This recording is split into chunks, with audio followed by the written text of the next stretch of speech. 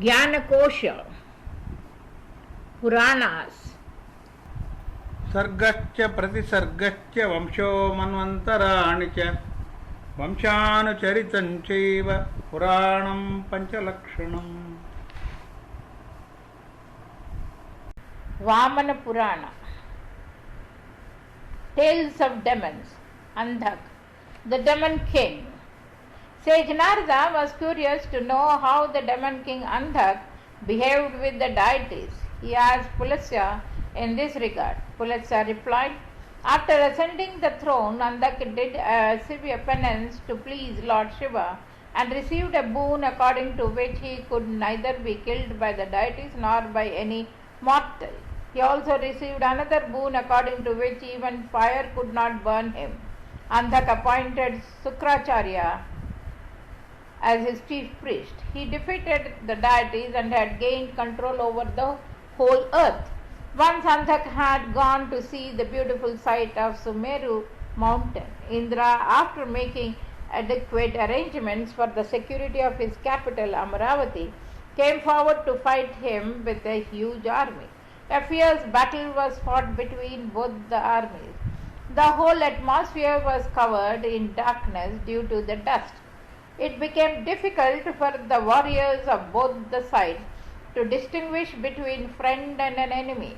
The whole battle was strewn with dead bodies and blood. Indra unleashed a volley of arrows towards Andhak. In reply, Andhak too retaliated by unleashing a volley of arrows towards Indra. In this duel, both of them got injured. Infuriated, Indra attacked him with his Vajra, which destroyed all the Andhak's weapons. Indra's Vajra then chased Andhak, who jumped down from his chariot to save his life. Andhak defended himself by attacking it with his fist. As a result, it fell on the ground.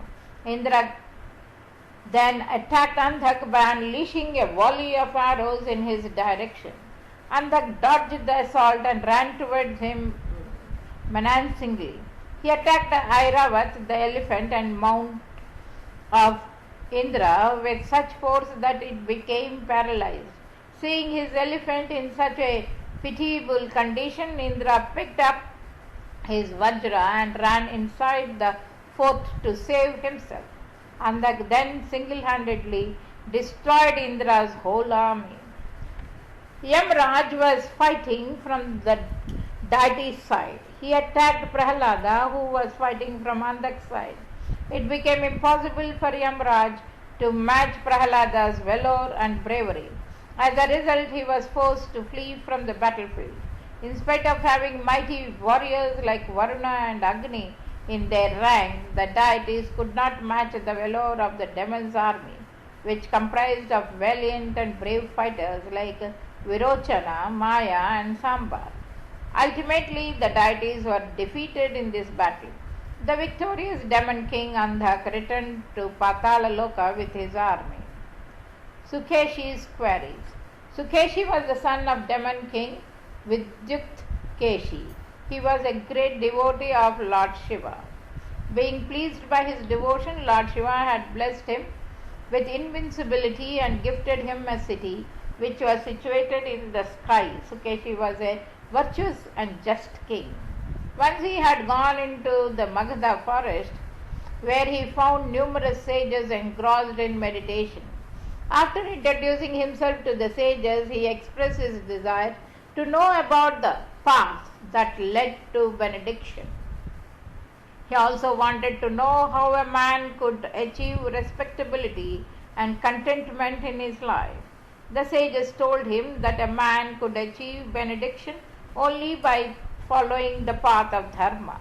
A religious man achieves both respectability and contentment, said the sages. Sukeshi then asked them about the characteristics of dharma.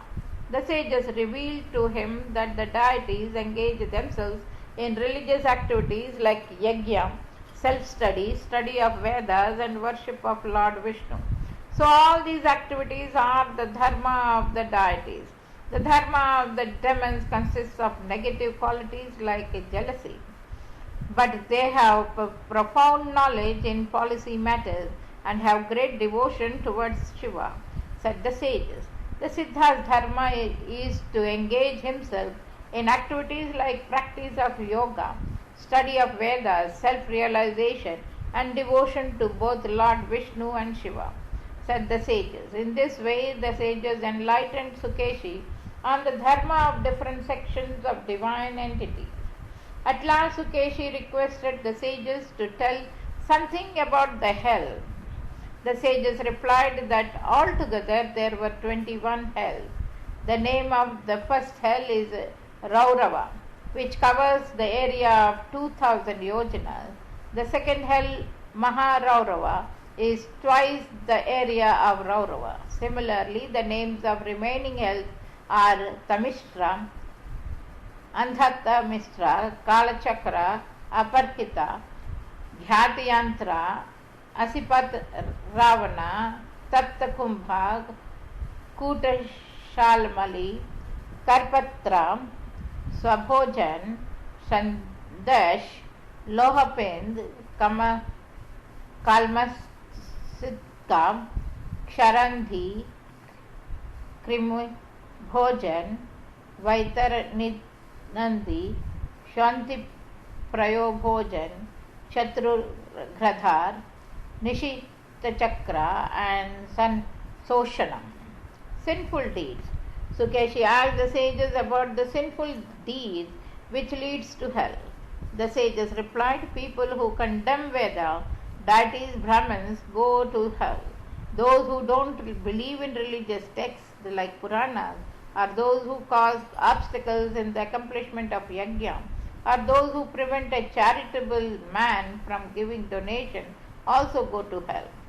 People who torment others, who steal sandals, go to the hell named Kalmishikta. Disobedient children who don't obey their parents and elders go to the hell named Aparashikti.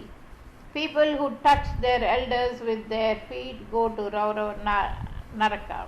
A selfish person who nourishes himself during drought without caring about his relatives go to the hell named Sabhojan. A person who does not protect people who have taken his refuge goes to the hell named Yantrapid. A man who misappropriates the deposited money of other people goes to Vrikshichi Kshananaraka. The sinners who copulate on auspicious days or who have illicit relations with other women go to the hell named Shalmali. This way the sages told Sukeshi about various types of sinful deeds which led sinners to different hells. Jambudvipa and Bharatvarsha. Sukeshi expressed his desire to the sages to know about Jambudvipa. The sages replied, Jambudvipa is a very large island. It is subdivided into 9 parts. Ilavarsha is situated in its central part, while Bhadravarsha is situated towards its eastern side. Some prominent places situated around it are Hiranyavarsha towards the northeast, Kinnaravarsha towards southeast, Bharatavarsha towards south, Harivarsha towards southwest, Ketumalvarsha towards west, Ramyaka Varsha towards northwest, and Kuruvarsha towards north. All these 9 varshas are full of natural beauty. The inhabitants of all the 8 varshas except India are never troubled by old age or death. The inhabitants are also religious and virtuous by nature. They attain great accomplishment without making any real effort. Bharatavarsha has 9 sub-islands. All these islands are surrounded by oceans on all sides, and it is difficult to go from one island to another. The sub-islands are Indradvipa, Kesaruman, Tamra, Varna, Khabhastiman, Nagadvipa, Karaha, Sinhala, Varuna and Kumara. Kirata live towards east of Bharatavarsha, while Yavana live towards the west. People living towards the south of Bharatavarsha are called Andhra, and those living towards the north are called Turukyak. Bharatavarsha is mainly inhabited by people belonging to all the major four castes Brahman, Kshatriya, Vaishya, and Shudra. The seven prominent mountains situated within Bharatavarsha are Mahendra, Malaya, Sahaya, Shukti, Manriksha, Vindhya, and Pariyatra. Though there are many more mountains. The following rivers originate from Himalaya mountains: Saraswati, Yamuna, Hiranvati, Satluj, Chandrika, Neela, Vitasta, Airavati, Kuhu, Devika, Ushriya, Dahastaki, Rasa, Gomati, Dandaki, Kaushiki, Sarayu. Similarly, many rivers originate from the other mountains. The Sangha Dharma. The sages say dharma consists of 10 properties such as non-violence, truth, charity, not stealing, the property of others, forgiveness, self-restraint, cleanliness. Hence it is known as the Sangha Dharma. These properties are obligatory for people belonging to all castes and creeds. A Brahmin's life is categorized into 4 ashramas: Brahmacharya, Grahastha, Vanaprastha, and Sannyasa. A Brahmachari is supposed to acquire knowledge by living a celibate life. After completing his studies, the Brahmachari graduates to the life of a householder. He gets married and performs his duties towards his family. After this, he enters into Vanaprastha ashrama, where he is required to go to the forest after abandoning worldly pleasures. At last, he accepts sannyasa, which is total renunciation. He is supposed to pass the rest of his life doing meditation and penance. The rise and fall of Sukeshi's kingdom. Pulatsa says, after being enlightened by the sages on various subjects, Sukeshi returned to his capital. He taught the demons all that he had learned. As a result, all the demons became very virtuous.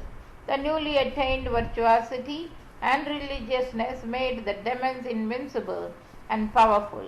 Sukeshi's capital was situated in the sky. The whole city illuminated brightly due to virtuosity attained by the demons. Its illumination even subdued the radiance of Surya. Now it became very difficult to determine when the sun rose. The deity Surya became worried at this development. He started pondering on how the demons became so powerful and contemplated over the means to destroy the demons. While Surya was meditating, the facts regarding the demons' power dawned on him. Surya became furious and angrily glanced at Sukeshi. The city started falling towards earth. Sukeshi became worried and started praying to Lord Shiva. Seeing his devotee Sukeshi in trouble, Lord Shiva looked angrily at Surya, as a result of which he too started falling towards the earth. When the sages and hermits saw Surya falling down, they advised him to take refuge in Lord Vishnu. Surya curiously asked as to how could he take Vishnu's refuge, as he had been punished by Lord Shiva. The sages then advised him to direct his descent to Varanasi. Surya accepted their advice and landed at Varanasi between 2 rivers, Varuna and Asi.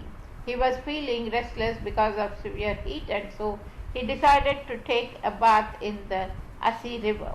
After taking his bath, he started revolving around both the rivers. In the meantime, all the sages, demons, apsaras went to Brahma Loka and requested Lord Brahma to re-establish Surya in his original abode. Lord Brahma, accompanied by all the deities, went to Lord Shiva and requested him to forgive Surya. Shiva was pleased at their humbleness and forgave Surya and re-established him on his chariot. He also gave a new name to Surya, Lolark. At last Surya was re-established in the sky.